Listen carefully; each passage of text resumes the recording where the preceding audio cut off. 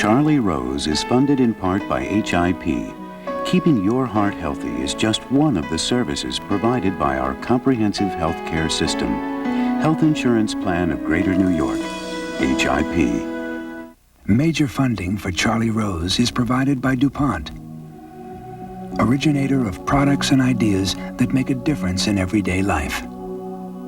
DuPont, better things for better living. And by the Corporation for Public Broadcasting, and the annual financial support of viewers like you. Charlie Rose is also made possible by these funders.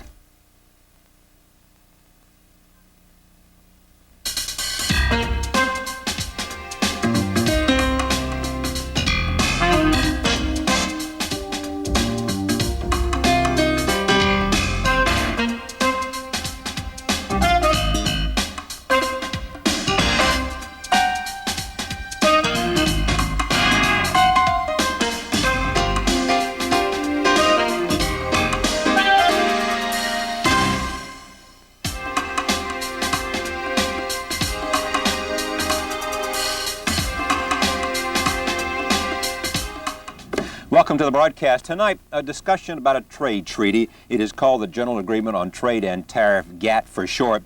We'll talk with Sir James Goldsmith about this treaty and its implications for the world and implications for the United States. Joining us for a part of that and for a debate is Laura Tyson. She is chairman of President Clinton's Council of Economic Advisors working on economic policy in the White House. We begin with Sir James Goldsmith. He is known for many things: the money he has amassed, the companies he has owned, the battles he has fought, the women he has loved, and the issues he has taken. He has been controversial, but frequently he has been right. He's one of the people in 1987 who saw the stock market coming down, and he forecast the crash of '87 in October. He also saw the rise in oil prices with OPEC coming together. He now believes that GATT is wrong for the industrialized world and that it will unleash a series of problems that will be catastrophic for the world. It is all contained in a new book that he's written called The Trap, and I am very pleased to have Sir James Goldsmith join us for the beginning of this conversation. Welcome. Thank you. It is a pleasure to have you here. Why is GATT bad at a time that many people believe that NAFTA has proven, despite all the warnings, to be good for the United States and good for Mexico? All of the fears that Ross Perot and others forecast didn't happen. Now you come along and say that was very small. GATT is much larger. It will unleash an unemployment that will attack the economies around the world. What's the thesis that makes you believe that? Well, of course, NAFTA and GATT have totally different sizes. NAFTA was a free trade area with Mexico and Canada, where it wasn't just economic. It was regional problems. You've got all sorts of neighborly problems that you have to solve between the three nations. But it's nothing. It's like Portugal and Greece was for us in Europe. What we're talking about in the sentence for GATT, we're talking about a free trade area with China, with India, with Vietnam, with Indonesia, with 4 billion people. You see, when GATT, this last round, this is the 8th round of GATT, started 8 or 9 years ago, the negotiations, the Uruguay round. When it started, the world was a completely different place. Since then, you've had 4 billion people who before were set aside, if you like, held away from us by communism, by other ideologies, and they've all of a sudden joined the free market. Fine, that's fine. Secondly, those people have got massive unemployment. They have very fast-growing populations. They work for almost nothing compared to our populations. I mean, you can employ 47 people in Vietnam and the Philippines for 1 American. But that's what they said about NAFTA, too. Well, yes, Okay. but you're talking about 4 billion people. Right. You're not talking about 80 million people. And quite apart from that, the idea that you can judge the results of NAFTA so far, in my view, is a bit naive, because it's only been a few months. So let's wait in 5 years and see what's happening. But first, let's talk about GATT. 4 billion people. You can employ them. Mexico's expensive labor compared to the other places. Now, what are the other changes that have taken place since the Uruguay round started? Technology can be transferred anywhere in the world. Capital can be transferred instantaneously wherever the return is highest.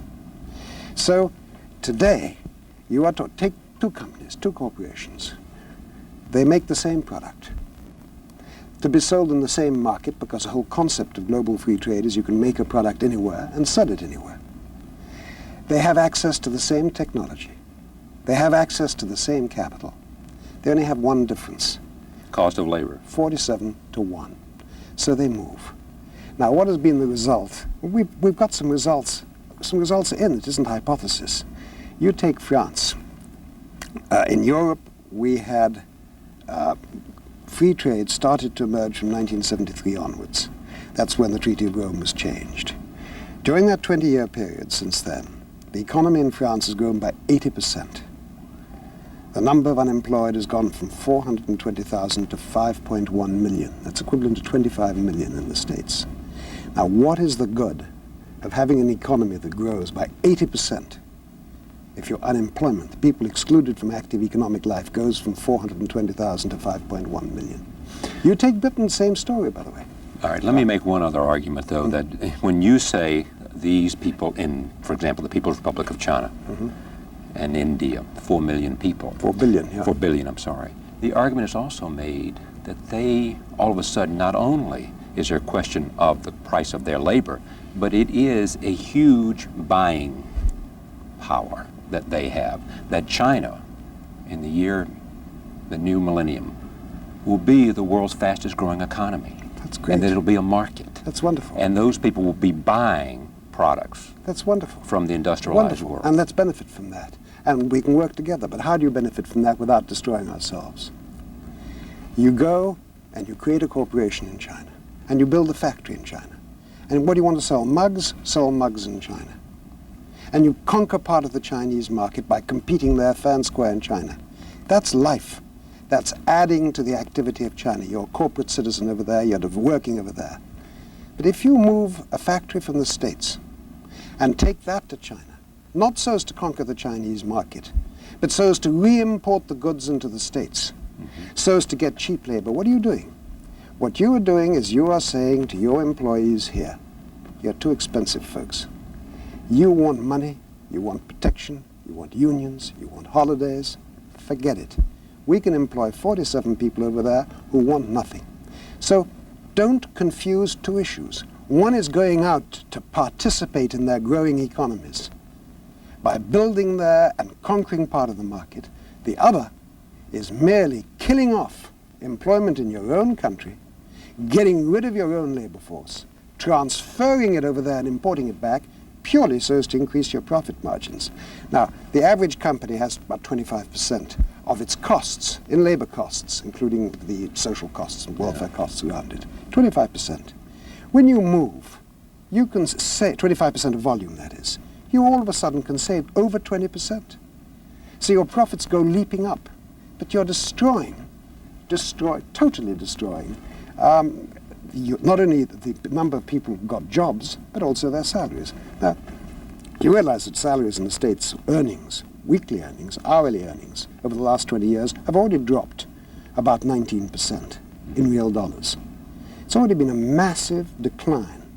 And that is why the so-called recovery, which is a recovery of economic indices, hasn't got the feel-good factor, because people's salaries have gone down. But they're going to go down much more. It's only beginning. And the reason is very straightforward. When you manufacture something, anything, this table, you have a value added. The value added is when you take the raw materials and you manufacture a product. The value you add is known as value added. And that is shared between capital and labor. And the whole division, the sharing of that, has been the subject of massive debates for generations. How much should go to capital? How much should go to labor? You've had strikes, you've had lockouts, you've had political debates. All of a sudden, by creating a global marketplace for labor, but by creating circumstances where people are making the same product with the same technology and the same capital, and the only variant is cost of labor, you are shattering the way you share the value added. And that means that you are destroying the basis on which we've been able to create an equilibrium and have a stable society. Okay, but let me just take this argument. This is the same thing we've heard about protectionism every time it comes up. in the American Congress, is it not? Same arguments are made. No. Not? No, absolutely not. I am entirely for free enterprise. I am for free markets. I believe that you I'm waiting for the but. Oh, I'm giving you the but. I'm not for the destruction of one's society. Can you explain what is the purpose of an economy in your view? Well, I know this is a point that you feel very strongly about. It has many purposes, in fact, to play a role in a society in terms of creating jobs, in terms of playing a positive force, in terms of giving people an opportunity to serve, to take care of their family, giving people an opportunity in other words, to participate in their society. In other words, the economy is there to serve the fundamental needs of society. Yes. Which are prosperity. Yes. Which are stability. Yes. And which are contentment. Do you agree with that or not? That is the basis. That's the basis of my thinking. Right. And what I'm saying at this stage is that if, purely for an economic doctrine, you have a situation whereby the economy grows, but you create poverty, unemployment, and you destabilize the society, you're in trouble. Look what's happened in the last 50 years. You see, people are not willing to look at fundamentals. When I was a boy, we were taught that irreversibly we were moving towards progress. Yes. That material wealth, material prosperity would solve our problems, would improve our way of life, and improve our civilization. We were taught that. And we achieved the creation of material prosperity in a way which we would never have dreamt of. We made the economy grow 400%, incredibly. And what have we done? We've destabilized our society. We've increased unemployment massively. We've totally destabilized our cities. We've uprooted our countryside. We've increased crime. Every single valid criterion for a stable society has become negative.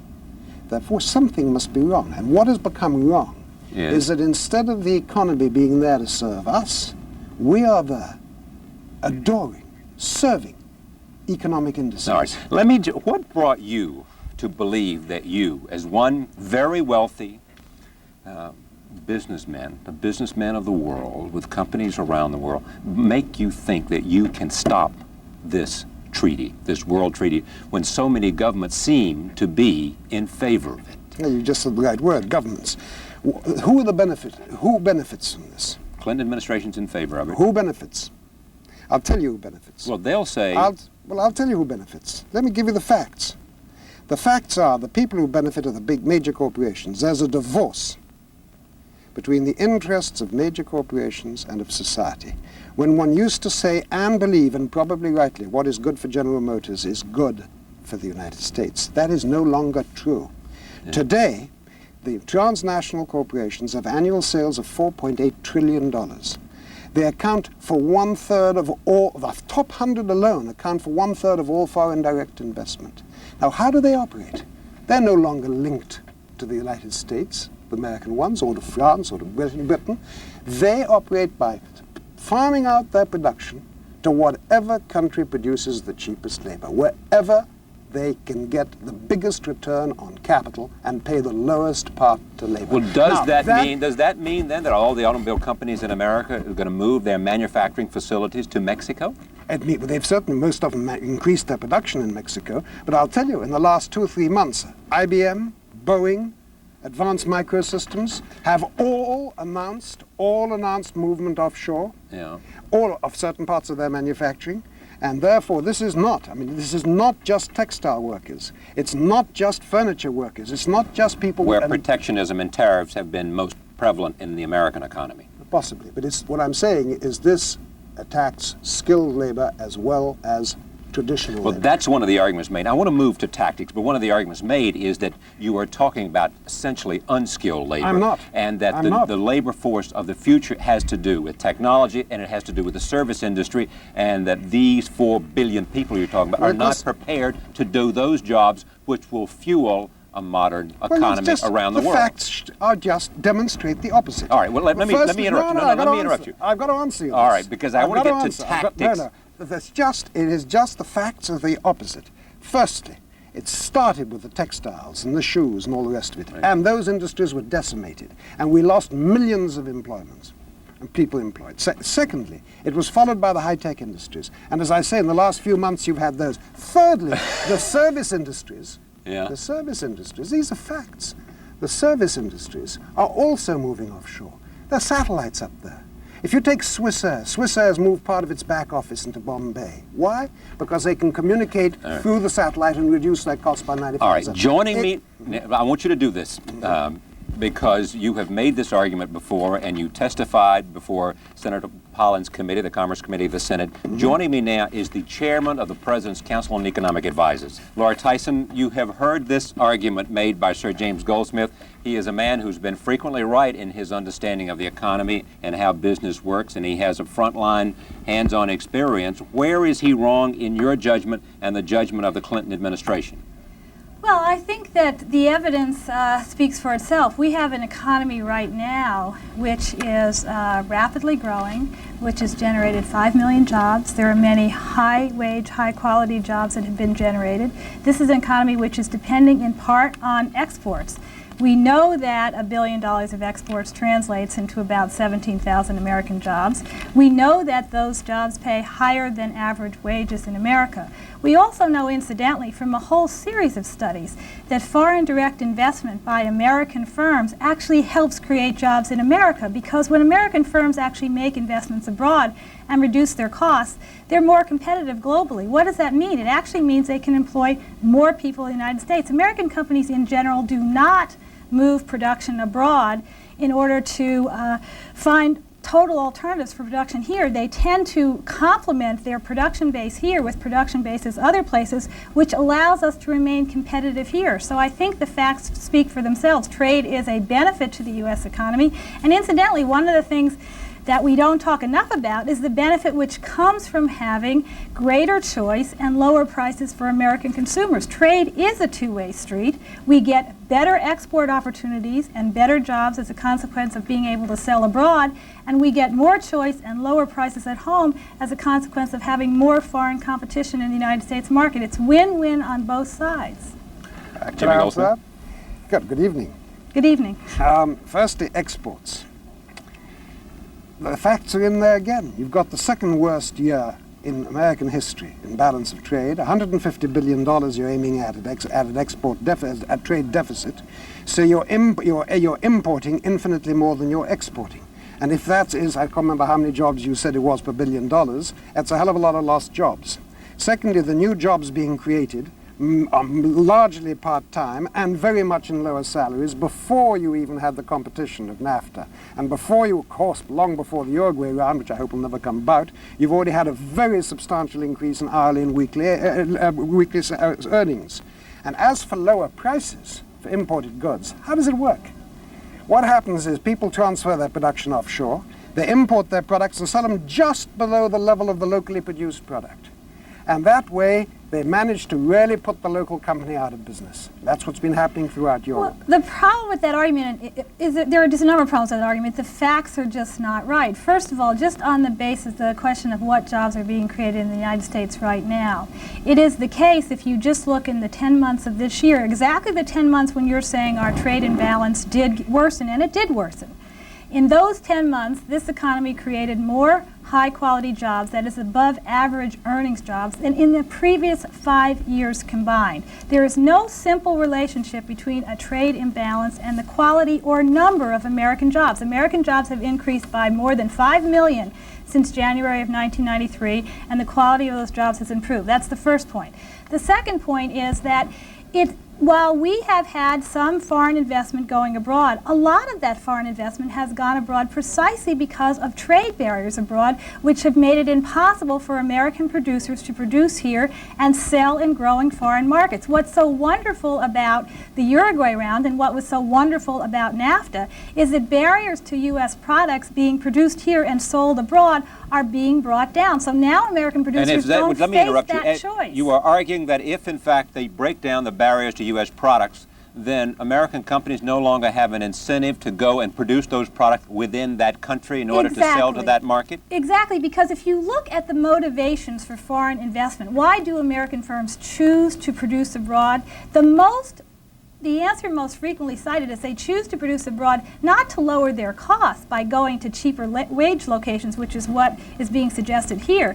No, they mostly go abroad in order to sell into foreign markets. And when you say, well, why are you producing abroad? Why not produce in the United States and export to the foreign market? They will say the foreign market is shut off. The tariffs are too high. The regulations are too high. We get no intellectual property protection abroad. Okay. The Uruguay round will open up those markets, and American producers can stay here, hire American workers, and sell all around the world. Right, well, this is just totally contradictory to the facts. I mean, let me give you just two recent quotes in the last few days. A man called Audrey Freeman, who's economist on the board of Manpower. What did he say this week? They're the largest supplier of temporary workers in the States, as you know. I'm quoting. He said, wage costs actually declined last year. What did David Resler of Nomura Securities say? Only 1/3 of new jobs have gone to adult men. But what is more important?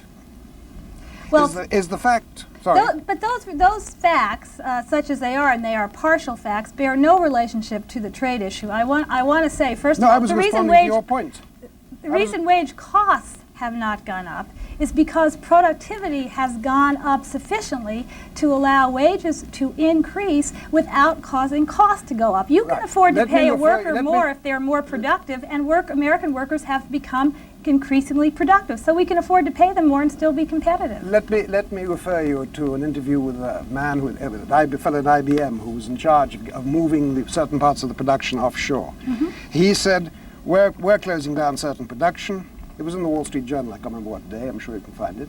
And we're moving offshore, but we're not going to employ the people ourselves. We're going to take an Asiatic partner, because that way it's easier for us to get rid of the Asiatic workers, so keep going to the lowest possible salary level so we can keep our mobility and move out. The idea that corporations are moving out of the United States for other reasons, I'm talking about the bulk, than the cheap labor is purely naive. Well, actually, the surveys of all business motivations on this point out exactly the opposite. Most American foreign direct investment has been to the developed countries. It has been to high-wage locations in Europe and relatively high locations in East Asia, that is relatively high to the rest of East Asia. And when you say, why do you go to these high-wage locations to produce, they will say, because in order for me to sell computers, cars, semiconductors, whatever, services, financial services in Europe, I have to be in Europe. Now, the great thing about trade liberalization is it reduces the incentive for domestic firms to have to go abroad. The point is that the world is a global world. And in the absence of trade liberalization, the phenomenon that you are talking about, namely firms going abroad, is with us. It's already with us. In fact, trade liberalization can actually change the incentives, making it more attractive to stay in the United States because you can sell abroad. Let me just ask you a straight common sense question. Just pretend you're running a business. Here's the camera over here. Just pretend you're running a business. Okay. And forget all the theory.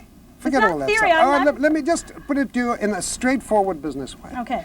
You're going to manufacture a product, and about 25% of your wages, of your volume, is going to go in the payment of wages. And you can have the same technology and the same capital by putting up the factory in an area where you're going to save 20 out of that 25%. So say you're doing a $500 million volume business. You're chief executive of a business with $500 million of volume. By moving offshore, you're going to save $100 million a year. And by staying here, you're going to have to compete with people who are saving that $100 million. What you were saying is absolutely correct. There are Thank you. That's all that counts. No. But it bears no relationship to the issue of whether trade liberalization is beneficial or not. It is true that for some American companies where wage costs are a significant fraction of what they produce, of the cost of their production, and where it doesn't matter, given what they produce, whether they're near their consumer or not, so they can go any place in the world to produce, because it doesn't matter whether they are close to the consuming public, those companies have long since made decisions and will continue to make decisions to search for lower cost labor. So the question is the Uruguay round, is further trade liberalization going to exacerbate or aggravate that trend, or is it going to improve the situation for America? Let me just make sure I heard you, because I'm not as informed on this debate. You are saying, Chairman Tyson, that as far as when you look at the facts, that all the companies that are going in search of lower wages are already doing that, and They're- therefore GATT will not add to the number No, of in companies fact, leaving the I'm United arguing- States to manufacture their In products fact, somewhere else exactly. or leaving France? I'm arguing exactly that. And furthermore, I'm saying not only will GATT Okay. not Now, let me worsen that let me- tendency, let it me- will let me- actually let him improve answer. Let me it. just answer that point. You Okay. have just said that companies are going offshore to get cheap labor. Some are. All right. Many are not. But Most are not. I don't want to remind you of the fact that a few minutes ago you were saying the opposite, but doesn't matter. No, it was but let not. me, and you're Believe me, now saying, I'm sorry, you are that now, is you are now unfair. say- That is you are- unfair you are argumentation. now I did saying, not say the you are now opposite. saying that they're moving offshore so as to get cheaper labor. Fine, I agree This with you. is not a fair- But you're All right, well, saying, let me finish, and then I'll give you a chance to correct then what you agree. think he's saying. And then you say, but bringing in the Uruguay round, GATT will not exacerbate that. Now, what is the purpose of GATT? It's Yeah. to reduce trade barriers. We've had 8 rounds which have reduced the average trade barriers from, what, 40% to 3.9%, if the Uruguay round goes through, so that you can manufacture anywhere in the world to sell anywhere in the world. But Now, you why missed did this? it. You Why missed did a this? very Why important- Let did him this? finish and then come back. Why did this not happen before? Okay. Because if you manufactured abroad before, you couldn't import back without a cost. Now what you're doing is are saying move offshore, continue to move offshore as you've been doing up to now, according to you, and I agree with you, and you can re-import into the States the products that you Well, manufacture. you And the missed- result is that you will obliterate earnings and employment in the States. First of all, let me point out that an important point that you miss here is the U.S. has, by choice and for a considerable period of time, much lower trade barriers than its partners. So what is going to happen in the Uruguay round, and incidentally what happened in NAFTA, is that the foreign markets are going to become much more open relative to our market. It changes the balance of incentives, making it more attractive for American companies to stay here and produce for those foreign markets. Remember, we have low tariffs and barriers to begin with. It's the rest of the world Yeah, why that is it that? doesn't. Okay, and we stop are it. actually leveling the playing field and making it more possible for American All right. companies to Yeah, stay wait, here. let me just jump in 1 second. sorry. Yeah, just on that point, we'll come back to, it seems to me that we have established that at least some companies are going to go overseas because Have of gone lower already. wages and have done it in the past, but Right. some still will. And I don't What- think that, I do not think that trade liberalization will worsen that. I actually think trade Okay, liberalization but, will improve that. but That's you do important. acknowledge that it in fact has happened. You just don't think it Of will course it's accelerate happened. because of this. But I You're- want to You are say- willing- you but- are but- willing- But let me say two.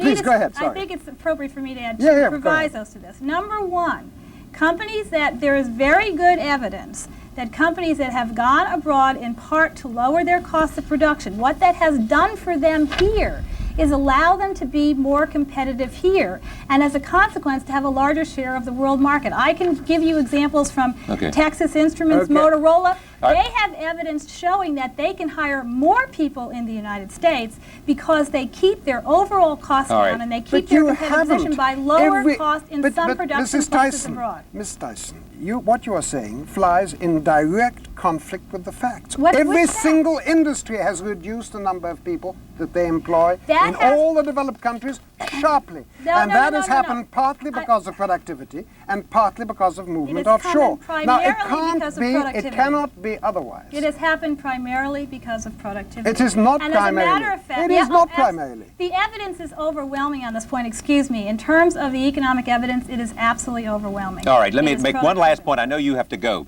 but stay with me for this. Is the argument by the administration, by supporters of GATT in the Congress, is that with trade barriers going down, there will be a larger market for products produced in America? Is that That- true or false? that And is- that one of the positive benefits That of is GATT? a Hold on one positive second. Wait a minute. benefit that In we other will- words, that more products will be imported into America. No, Is that what you mean? America will export more products because barriers to the importation, whether it's Japan or whether it's France Yes. or wherever it is, there'll be less barriers, and therefore America will be able to sell more of its products, creating jobs in America It rather will- than losing jobs. What will happen Yes, is that- that what will happen, please let me answer. Let What me will answer. happen is more American products will be sold abroad, which have been manufactured in low-cost areas. And therefore they will carry a U.S. name. They will have a U.S. manufacturing company. The corporations that make them will make great profits, Right. but the workforces Right. will be eliminated. And this is what has happened The throughout problem- the world. the If problem you, with Ms. this is Tyson, that the if US Ms. Tyson, if you were workforce- willing to look at the facts in those countries that have Look followed that at policy. the facts in our country. country. We have followed the country. We have followed a policy of lowering barriers more aggressively, unilaterally over the past 50 years. And what have you had? You had a And what do we- 19.4% reduction in real earnings. No. You What have we $150 billion. What we have now is we have an economy which has generated over 5 million jobs. We have earnings on the upswing at this point. The problems of earnings in the last few years have been the result of a cyclical decline in the U.S. economy, a recession coming from ill-advised fiscal policies, irresponsible government behavior in the 1980s. That's over 20 years, is it? We are Is that now over a improving. 20-year period? I'm going to have to end this for a couple of reasons. One, Okay. because I want to move to another realm of this, which is, tell me about the politics of this thing. You were there testifying before the Commerce Committee, Senator Fritz Hollins from South Carolina. What's the politics of it, Chairman Tyson? Do you think that, in fact, Chairperson Tyson, do you think, in fact, that GATT will pass into Congress and that you will be able to elicit the support? Yes, I do. Gingrich is in favor of it, although others who are in favor of it have some reservations about the World Trade Organization. I do believe it will pass, and I believe it will pass because both the economic and the political logic are overwhelming. Let me just add a point on the economic side, which I think we haven't really touched upon.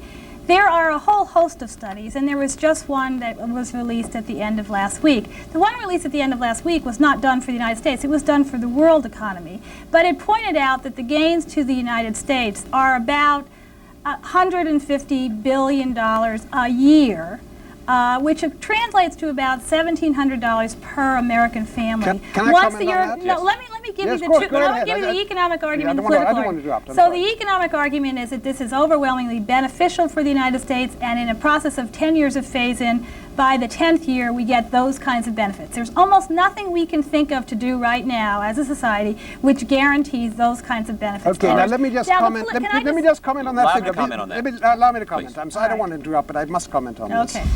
The reality of the figure was that about a year ago, GATT, the GATT organization, the OECD, and by the way, a bit later, the World Trade Organization, the World Bank, produced a forecast of what would happen if the Uruguay round were fully implemented.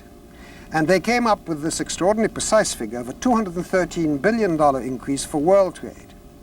And you then looked at the report and read it, and you found that that was in 10 years, if it was applied, that the head of the OECD, Mr. Pei, said, highly theoretical report, and that that's his quote, and that the $213 billion, when you calculated it, was 0.7% of the prospective world GNP in 10 years' time. So we were talking about a 0.7%. It was still positive, wasn't it? It wasn't negative. As you would suggest, it's negative. It's positive. Wait a minute. Let me please answer your point. Even if we use the small number, it's positive. Let me answer your point, please. And then at that 0.7%, perhaps in 10 years, was what was forecast. Then, as the pressure has come on, and there's been opposition to GATT, like a lot of hysterical chicken, they've been increasing that forecast. And all of a sudden, it's 500 billion. Last week, as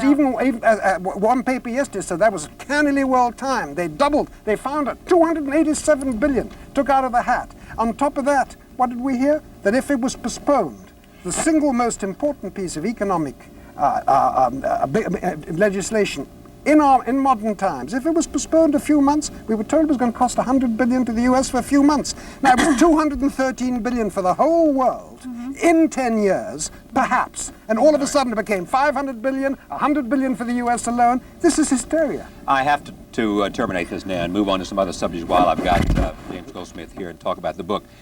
I thank you, Laura Tyson. It's good to see you on the broadcast again. It's been an interesting conversation and a pleasure.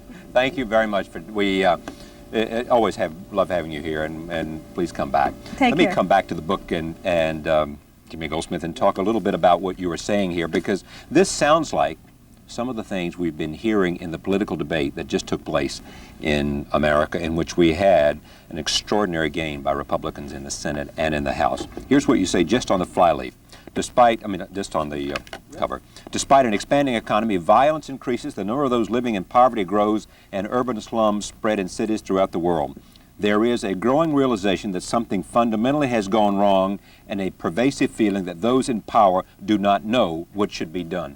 So there's this question: what is fundamentally wrong? You see, because obviously Europe and America are extremely similar. Very similar problems. Development of slums, breakdown of families, drugs, crime. All those problems which we all know are the fundament of a problem, but they're symptoms of something. They didn't come about on their own. They're symptoms of a basic disease. You take GATT, you'd think that everybody in the third world would say, this is phenomenal. We're going to be able to become the manufacturing base for the first world. We're going to be able to suck in their jobs, export products to them, and we're going to benefit. But in fact, 1 million people went out in India to campaign, to protest against GATT in the streets, led by a remarkable woman called Mrs. Shiva, Professor Shiva, remarkable woman, Sandhana Shiva. Now, they look around and they see the West and they see the mess we've made with economic growth. They see that we've, as I said before, uprooted the countryside, bloated the towns, destabilized the towns, and created terrible, terrible chaos for ourselves. And they want to avoid it. And they say that GATT, the purpose of which is to create what is known today as efficient agriculture and to impose it worldwide. Now let me just give you one aspect of GATT on the third world. The idea of GATT is that the efficiency of agriculture throughout the world should reach the most efficient. That sounds logical, to produce the most amount of food for the least cost. But what does that really mean? An economist will say that's obvious, the most amount of food for the least cost. But what is cost? When you intensify agriculture and you reduce the number of people on the land, what happens to those people? They're chased into the towns. They lose their job in the land. If they go into the towns, there's no jobs. There's no infrastructure. The social costs of those people, the financial cost of the infrastructure, has to be added to the cost of producing food if you want to have the real cost of food. I understand your argument. On top of that, that's just economics. And economics should not be the whole argument. On top of that, you're breaking families. You're uprooting them. You're throwing them into the slums. Do you realize that in Brazil, the favelas did not exist before the Green Revolution of intensifying agriculture? Okay, but before you go down this road too long, no, let me just add one word, and I'll move off this wing. Just one final example. All right. In the world today, there are 3,100 million people still living in rural communities, 3.1 billion. Right. If GATT succeeds, and we're able to impose modern methods of agriculture worldwide, so as to bring them to the levels, say, of Canada or Australia, what would happen? 2,000 million people out of those 3,100 million people, straight arithmetic calculation, would be uprooted from the land and chased into the towns. Now, throughout the world, with all of the destabilizing impact that it will have. You've seen it. Here's my but it's point. the greatest single disaster. It's much more disaster, more disastrous than any So war what's we've your had. answer then? We have to change priorities. The purpose, let's take agriculture. Instead of just trying to produce the maximum amount for the cheapest direct cost, Yes. let us try and take into account the other costs. Our purpose should not be just one-dimensional cost of producing food. We should take into account that we want the right amount of food, of the right quality for health, of the right quality for the environment, and employing enough people so as to maintain social stability in the rural areas. Let me ask you this. If not, and we chase 2,100 million people into the slums of the towns, we will create, on a scale unheard of, mass migration. What we saw in Rwanda of 2 million people will be nothing. So as to satisfy an economic doctrine, a piece of economic thinking which, by the way, started in 1819 and was based on totally different ideas, which was Mr. Ricardo's ideas, we would be creating 2 billion refugees. We would be creating mass waves of migration which none of us could control. We would be destroying the towns which are already largely destroyed. Look at Rio, look at Mexico, look at our own towns. And we're doing this for economic dogma, because we've got to get it done by the end of December. We can't wait another year or two to see the result. Otherwise, some political gimmick like fast track will go out of the way. What is this nonsense? Everything is based in our modern society on improving an economic index. How do we get greater economic growth? How do we grow GNP? And the result is we are destroying the stability of our societies because we are worshipping the wrong God, economic index. And the God we should worship is? Is that the economy, like everything else, is a tool which should be submitted, should be subject to the true and fundamental requirements of society. Which we suggested earlier in terms of serving the people. That's right. All right. And by the way, in religion, it's known, it can be known, it's been, in the great battle. What? Look, a lot of people were looking at you and they'll say, this is a man who is said to be worth some $5 billion. That's okay, not true. I don't know. I wish it were true. Yeah. But I mean, I don't know. You know? But you've got a lot of money. And you've had a very successful life. That is true. And you took on this battle. Do you believe you'll be successful? Can you, one man, in your judgment, stop GATT? Well, let me tell you what's happened so far. Because I got to move to some profile I know. stuff. Let me tell you what's happened so far. 18 months ago, nobody in France, I'm half French, half English, nobody in France knew what GATT was. It was not a subject that was being discussed, like in the United States. It was too big. Right. People could understand NAFTA, they can't understand Well, GATT. and they also thought it was too boring. Right. Well, perhaps, but it's the single most important thing that's come across. That's why we're doing this program. That's right. Now, in France, I started a program of attacking it in the media, in the newspapers I wrote. Then I wrote a book, which is this book. Somebody came in from Figaro and heard you give a lecture, and therefore said, let's do a Q&A, and this is what this book is about. That is correct. All right. And then, when they try, because you've got to understand what is happening. This is the establishment against the rest of society. What is happening in France today, for instance, 30% of the population is for GATT, 70% against it. But who are the 70%? They're the ordinary people. Who are the 30%? They're basically big business whose dream, and I've been in big business, and I'm for business, as long as it doesn't devour society, as long as it doesn't totally destroy things. So I'm for profits, for free markets, and I'm a capitalist, and I'm perfectly proud of having been successful. But let me make it clear that we have a conflict of interest, and what is happening is that big business loves the idea of total access to unlimited giveaway labor, which is what it's going to have.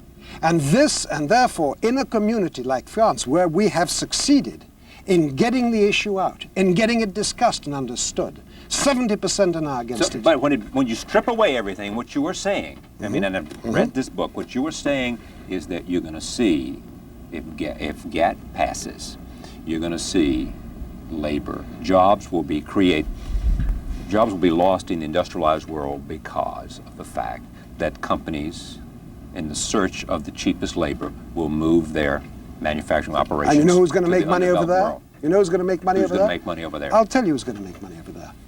In every developing nation, you have the same pattern. You have a handful of people who control everything. The oligarchy And that the controls an oligarchies undeveloped. everywhere, All right, I got to and move everyone. on. You got to let me move Well, on. what you've got, let me just make it clear. The people who are going to lose here in the developed countries are not people like me or you. They're going to be the people who lose their jobs out there. It is the poor in the rich countries who are going to be subsidizing the rich in the poor countries.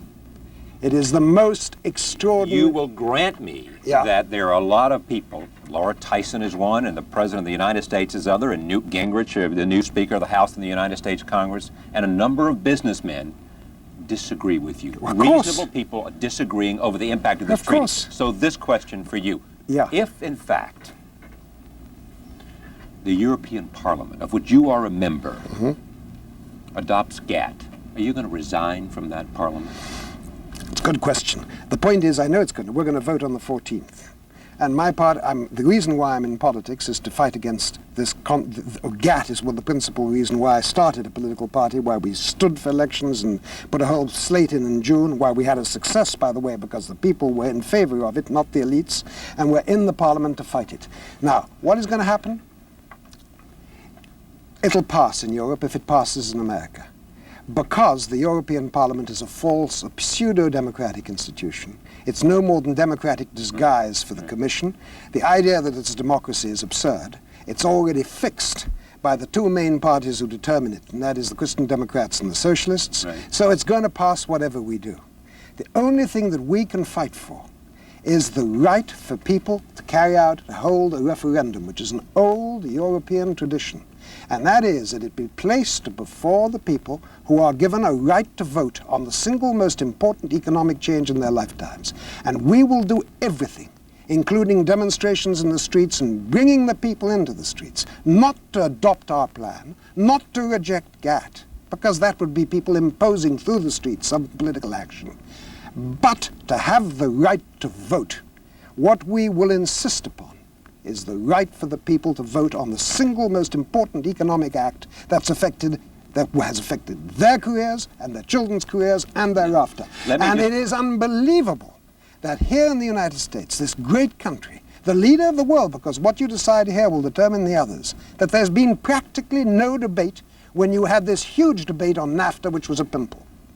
It is going through because politicians think, well, why not give a good deal to Clinton on this? It's an easy one. There's no debate about it.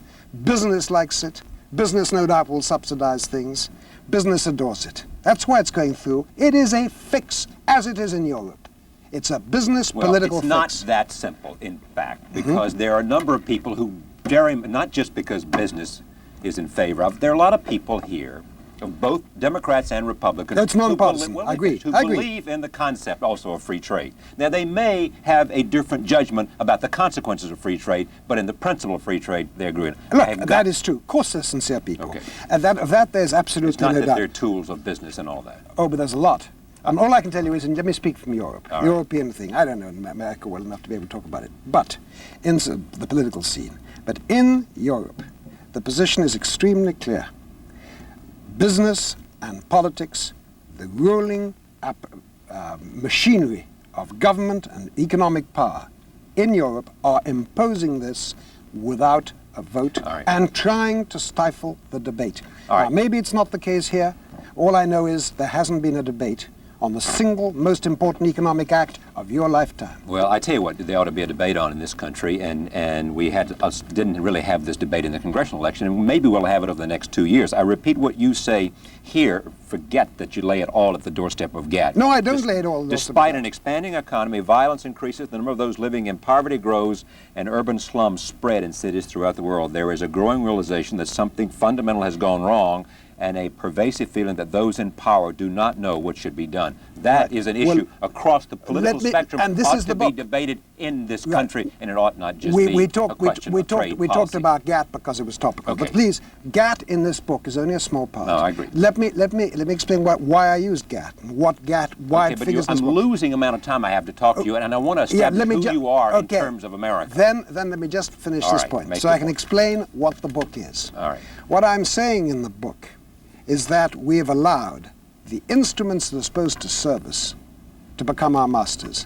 And what I've done is, I've taken certain examples. GATT is an example whereby an economic doctrine is going to destabilize our society. I've taken nuclear, which was, of course, in America, has been exemplary in many respects, because in nuclear you had a real democratic debate and you haven't had a new plant ordered 778. But in Europe, we haven't. We haven't been allowed to discuss this disastrous form of energy, both in terms of economic terms and in terms of security and safety. I talk about intensive agriculture, where I've shown how we have destroyed our communities and communities throughout the world.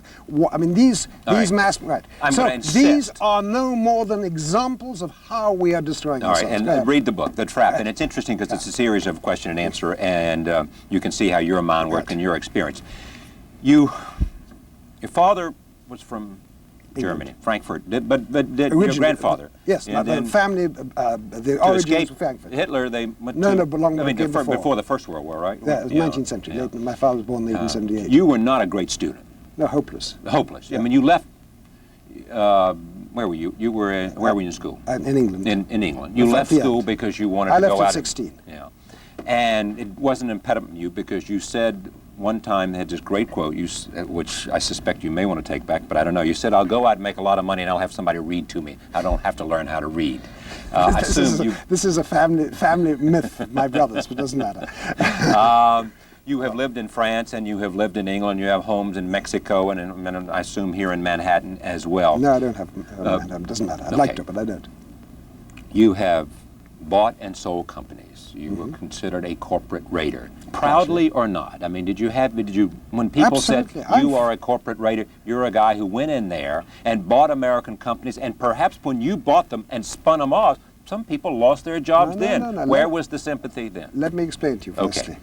Firstly, I went into business when I came out of the army when I was I got 5 19. minutes in the show. But Right, 19. Right. And I started businesses. I built businesses. I built large businesses, and that wasn't terribly interesting to anybody, but I built the third largest food group in Europe. But you, Now, you but built, I you built also, it in part by buying other companies. so does everybody else. Of course, so but does I mean, okay, Viacom. but, That's part of all life. right, but when we talk about built, we're also talking about buying and selling But companies. yes, we're talking, of course, Okay. every single corporation buys and sells All right, corporations. well, That's part of life. right. But I built from scratch and with no capital, my own corporation. It became one of the largest corporations in Europe. I also was willing to make a hostile bid, which, by the way, everybody does again now. It's Right. perfectly fashionable. And what is a hostile bid? It's a way whereby the marketplace can freely change management, where shareholders have not done so, and where the management has not produced true value. All right. It is part of the free market mechanism, and I am for free markets. And as far as I'm concerned, within a valid economic region, Right. you should have the freedom for the marketplace to work. So free trade within regions is okay with you, and in fact Absolutely. may be the model that you would suggest. And It that's is what the they're- model I suggest. And APEC is in part about that. Can be, but I think that regions should be reasonably homogeneous. Okay. In other words, I think that labor should be competing with labor which earns the same sort of salaries. All right. In 1987, Yeah. you realized that something was wrong with the American stock market, World stock market. the world stock market, and its implication for the American stock market. And you divested a lot of your equity holdings, yes? Yeah, but not just in America. I was based in France. But the point is, it was... You saw the crash coming. That is correct. How do you see the economy today, the world economy? Where are we? I think our financial system is extremely fragile. I think that you can see it in the way the volatility of currencies. You can see all sorts of weaknesses. I believe that that there's an incredible amount of danger in things like the derivatives. I think that we are moving towards the outer limits of acceptable risk-taking. Derivatives being new kinds of equity, new Yeah. kinds of stock I mean, the instruments. figures that I've seen, I mean, I think the world GNP is somewhere in the region of 30 trillion. And I believe that the derivatives outstanding every night, which are to a large degree speculative, from the banking and other institutions are about equal, every night, about equal to the annual turnover of the world. So we've gone very far. I think that, I mean, you see all sorts of figures, but those are the figures that recently that I've been seeing. I think our financial system is dangerous and could create great problems for the real economy. But I also believe that you cannot enrich a country by impoverishing its people. I do not believe that the health of an economy is measured by the profitability of its corporations. I believe profits are important, but even more important is the health of the population in terms of participation. All right, let me get to this question. In this recent election in America, there was something called the Contract with America, which called for tax cuts. And we're going to see a great debate about tax cuts because we now have Republicans in control of the House and the Senate. Do you fundamentally believe that tax cuts are good for the American economy now? I believe that you can't just have tax cuts. You've got to have an overall idea. You've got a lot of problems in this country, as we all have. You've got slums, you've got poor infrastructure. We've got too many young people not married, having babies, and all no, kinds but of what I'm problems. talking about is things that are going to, that where money is involved. You're talking tax, and therefore I'm thinking in terms of money here as opposed to deeper things. And you've got a huge need for capital investment to redo your infrastructure, so to create all the problems you know about. And this is the time when the capital is moving out massively to the third world. Now let me tell you something.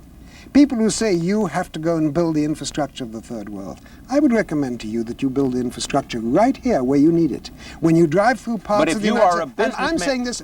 But are you saying that to be a good citizen, or as a businessman, are you saying that there is as much return on building, using your capital in the United States as there is in using your capital in Asia? You are putting your finger on the problem. This is exactly what I'm saying. I'm saying that the politicians, unthinkingly, have created a situation, a structure, whereby responsible businessmen patriotic and decent businessmen are forced to invest offshore or go bankrupt because labor is so much cheaper. And therefore the structure is one whereby you are taking responsible people and forcing them offshore, whereas you should not be forcing them offshore. You should be ensuring that that investment stays here. You have the need for that investment as we have in Europe. You've got so much to do and you're thinking about doing it elsewhere. You've got a responsibility right here. You're supposed to be an example to the world. Your infrastructure is not an example. We're also the leader of the world, too. You are, yes. Okay, and there comes responsibilities to be in an serving example. that role. To be an example, rather than to impose your views. I don't believe in colonialism. Okay. You should be an example. Okay, is it... I'm out of time. Sir James Goldsmith, The Trap is a book. It's a question and answer in which he talks about how he feels about the way the world works and a lot about GATT, which will be perhaps not debated as much as he would like to see it debated, but it will in fact be a subject of discussion in the Congress.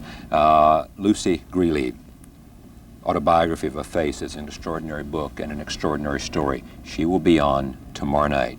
I look forward to talking to her at that time. My thanks to Laura Tyson, Chairman of the President's Council of Economic Advisors, and my special thanks to James Goldsmith for joining us. Pleasure to have you here. We'll see you tomorrow night.